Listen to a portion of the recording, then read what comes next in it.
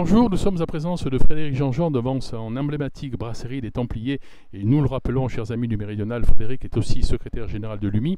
Frédéric, voilà près d'une semaine que les terrasses sont réouvertes. Un premier bilan après cette première période. Le bilan est assez contrasté, c'est-à-dire que pour ceux qui ont la chance d'avoir une terrasse, nous avons pu reprendre l'activité. Ceux qui ont pu bénéficier des extensions de terrasse Covid, et on remercie toutes les municipalités qui ont joué le jeu, ont pu recommencer à travailler, ça c'était le plus important.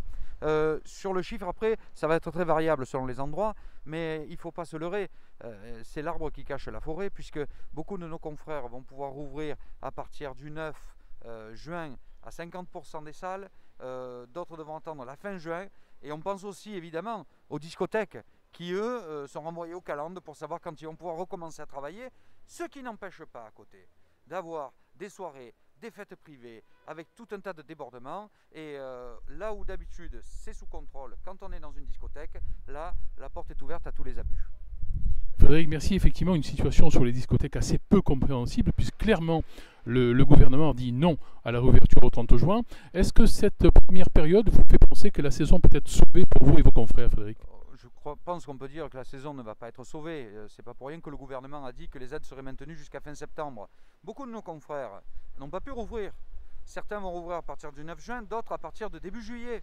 Donc une saison qui habituellement commence au mois d'avril, si elle est amputée des 3 premiers mois, ne pourra pas être sauvée. Et puis on ne peut pas s'empêcher de penser aussi aux discothèques, parce que qui sont fermées et dont la réouverture a été envoyée aux calendes. Rappelons-nous que l'année dernière, pendant que les discothèques étaient fermées, il y avait quantité de soirées privées, quantité de fêtes qui avaient lieu un peu partout, qui donnaient lieu à tous les débordements, puisque quand on est en discothèque, c'est un milieu qui est encadré, qui est organisé, qui est structuré, et où on sait faire, c'est un métier. Alors que là, c'était la porte ouverte à tous les abus, avec des maisons qui étaient louées, réservées, et où chacun faisait n'importe quoi, et où il n'y avait pas de TVA, et où il n'y avait pas de cotisation URSSAF, et où il n'y avait pas tout ça, tout ce que nous savons garantir dans nos métiers.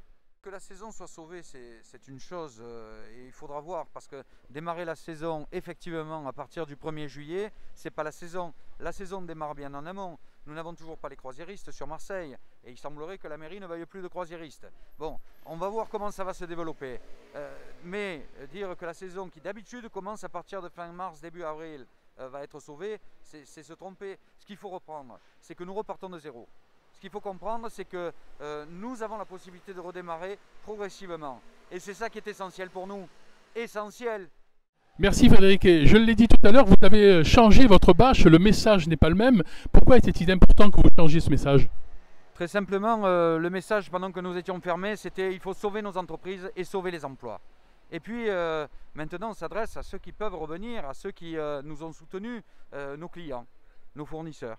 Et dire à tous ces gens-là qui se sont manifestés, vous savez, moi j'ai des clients qui venaient l'après-midi, pendant qu'on faisait des travaux, qu'on était présents, qu'on essayait de remettre un peu d'ordre dans l'établissement, qui nous apportaient qui des pâtisseries, qui un message de soutien, qui un sourire, eh bien il était nécessaire de leur témoigner que nous avons été là, nous avons été sensibles à ce qui avait été fait, à ce qui avait été dit, à tous ces gestes qui sont là autour de nous. Nous, dans nos métiers, nous sommes là pour créer le lien, pour créer du partage, pour avoir plaisir à faire plaisir. Eh bien, nous devions dire les choses comme elles sont.